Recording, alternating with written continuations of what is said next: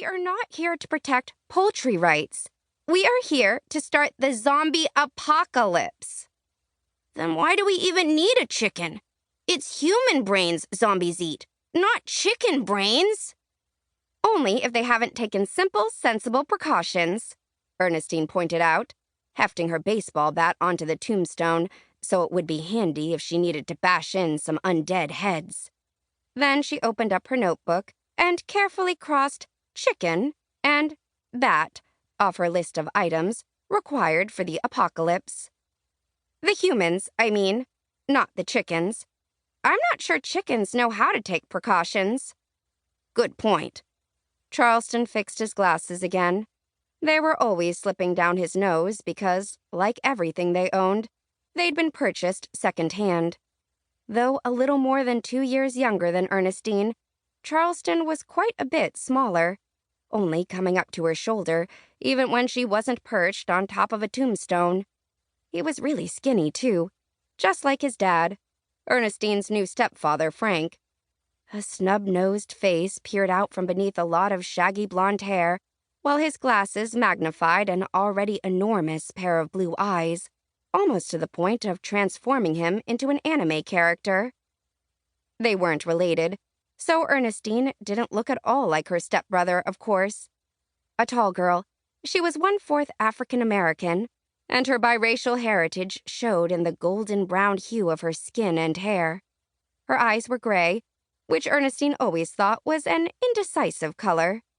Meanwhile, her hair couldn't decide if it wanted to be kinky or straight, so it compromised by sort of doing both and sort of doing neither. Her hair and eyes might be indecisive, but the rest of Ernestine most definitely was not. When Charleston saw her take out her baseball bat, he picked his up too. No doubt he figured that if Ernestine needed hers, the zombie hordes were scheduled to arrive at any moment. If there was one thing she'd taught him in the 6 months since Frank married Maya, her mom, it was that you never knew when you might need to beat something's brains out. Best to always be prepared. The zombie they were planning on raising was from the grave of one Herbert Edward McGovern, born 1940 and died 1977. Ernestine would have preferred a fresher grave because, really, how much damage could a decades-old corpse do? It would probably spend all of its time trying to make sure its head didn't fall off, or forgetting where it had left its ears, or maybe being embarrassed that its clothes had all decayed away a long time ago. Even a zombie probably didn't want to be naked and undead in the city. What would people say? Unfortunately, that was the newest grave in the long-abandoned cemetery.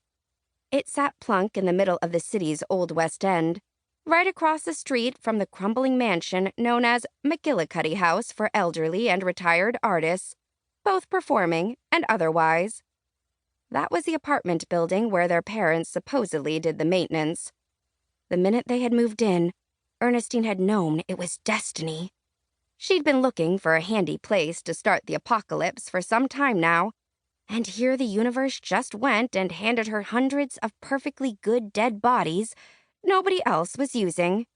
It was definitely meant to be. So what if most of the corpses were all about 100 years old, and probably no more than a bunch of mildewy old bones? If you were going to start an apocalypse, you had to begin somewhere. Ernestine could move on to fresher corpses when she got the hang of things. Okay, we've got chicken blood, more or less, and salt. After rummaging about in her backpack, Ernestine set the canister of Morton's salt up on the stone. Now, we just need some grave mold. Charleston wrinkled his nose at all of the weathered stones. Looks pretty moldy around here to me. Yeah, but it's all frozen. Maybe they should have waited until spring to start the apocalypse. But really, what else are you going to do in the middle of a boring February without much snow? Sledding was out, and so was building snowmen and having snowball fights. You could either watch TV or raise an undead army. That was pretty much it. But that's good, Charleston argued. If the zombie is frozen, it'll be fresher. You know, like sticking stuff in the freezer, like peas or green beans.